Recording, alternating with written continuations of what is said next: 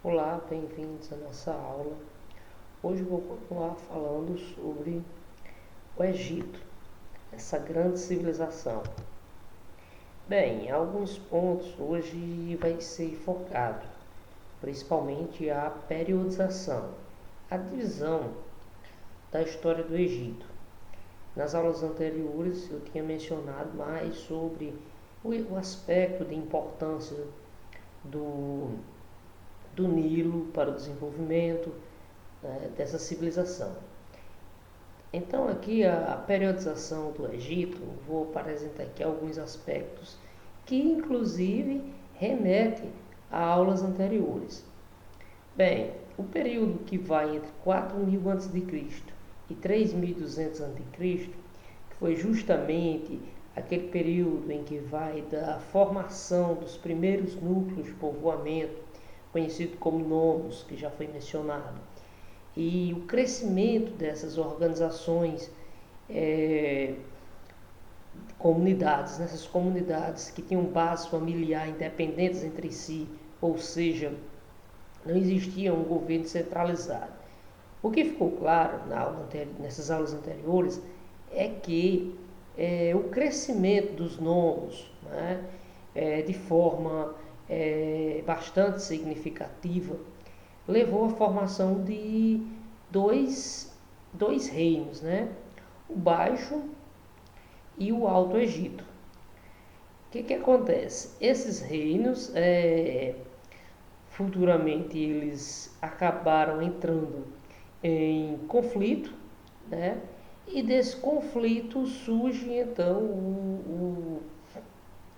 o processo de unificação, que foi justamente conduzida, né, pelo primeiro faraó, reconhecido como primeiro faraó, que foi Menes.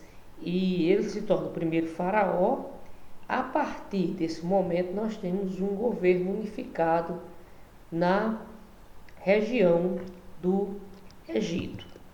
Bem, então, entre 3200 e 2700, nós temos um período conhecido então como período arcaico da história do Egito, que vai justamente então essa centralização política que conduz a várias dinastias.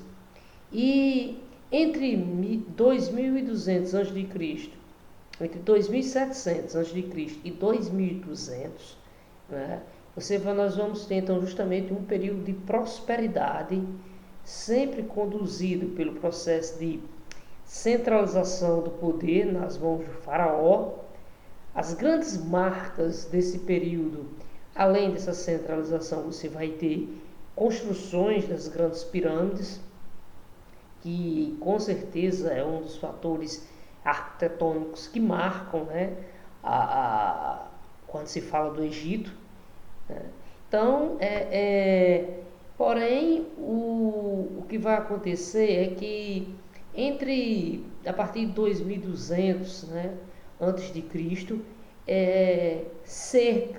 constantes secas começaram a atingir o Egito, e crises sucessivas, né, levavam então aí a um enfraquecimento da autoridade do faraó, o que consequentemente leva também um fortalecimento, né, das autoridades locais. O faraó, que antes era aquela autoridade inquestionável, que exercia o poder de forma absoluta sobre o Egito, até porque era um sistema de governo teocrático, em que o representante político é considerado uma divindade, né? O faraó era considerado então a encarnação do deus Horus, né, que é o deus dos céus para os egípcios. Porém, o que acontece? O não, o, as constantes crises econômicas, né, que levaram a uma grande fome na região, né, levou também, por consequência, o questionamento da autoridade faraó. Isso provoca no Egito, né, uma constante fragmentação e, por sua vez, guerras civis, certo? E devido a essas situações, esse período ficou conhecido entre 2200, que vai de 2200 a 2000 a.C., conhece como primeiro período intermediário, que é justamente a instabilidade política, foi o grande marco dessa fase. Os nomarcas, vocês lembram bem o que era um nomarca, né? Era um líder de cada nomo, né? Bem no início da história do Egito, quando não existia ainda uma centralização política na figura do faraó, as comunidades, né, que se organizavam tinha como autoridade, o seu líder era chamado de nomarca. Né? Quando ocorreu a centralização em volta da autoridade do faraó, então esses líderes, eles têm os seus poderes reduzidos, porque toda a autoridade vai estar na centralização da autoridade do faraó.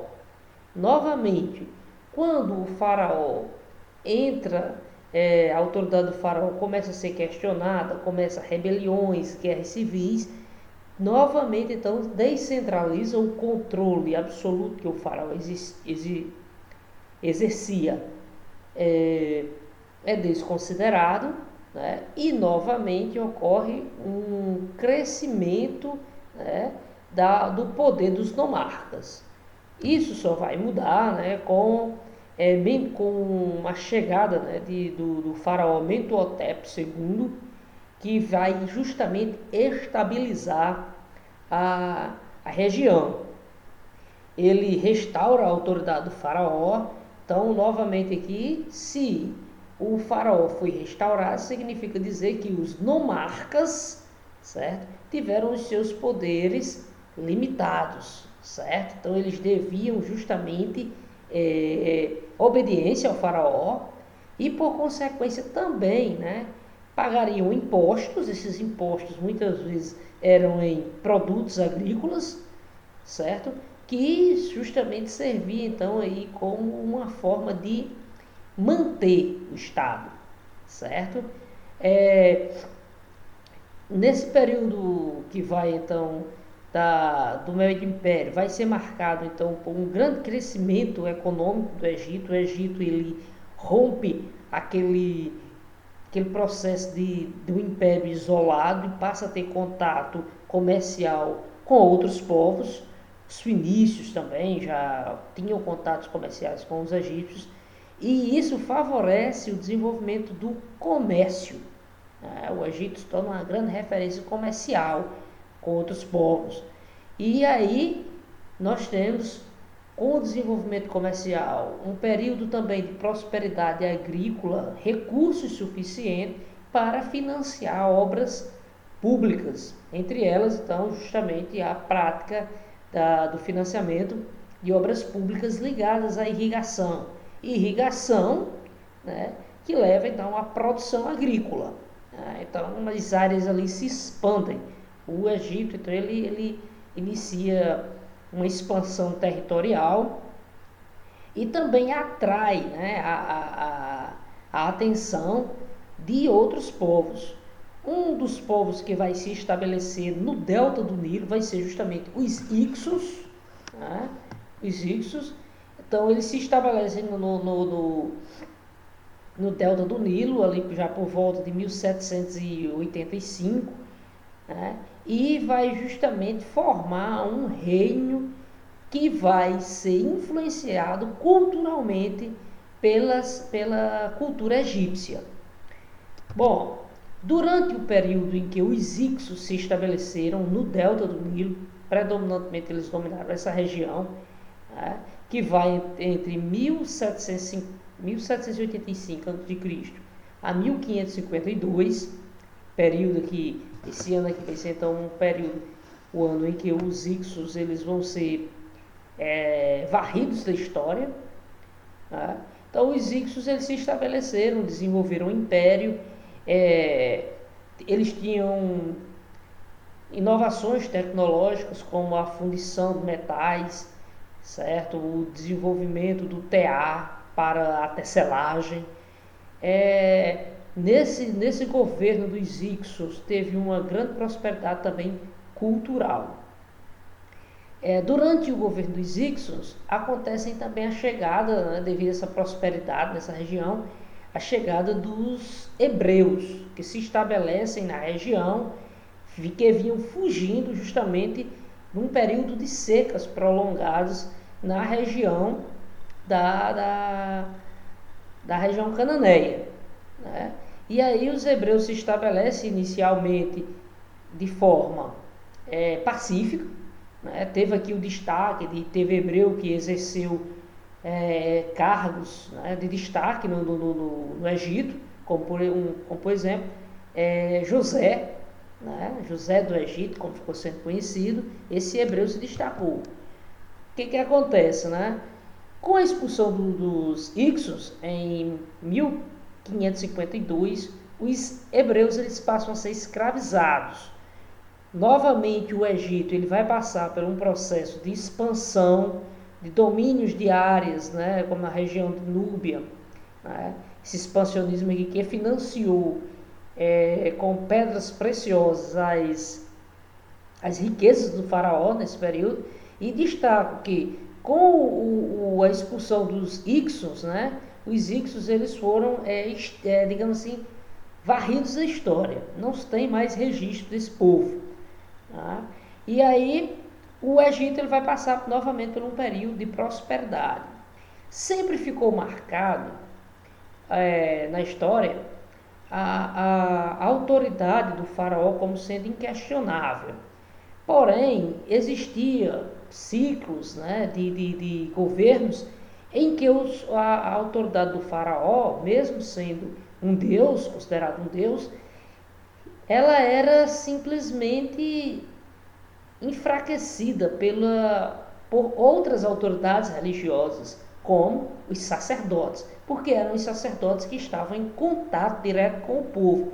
E o faraó ele era mantido como um deus, sempre distante.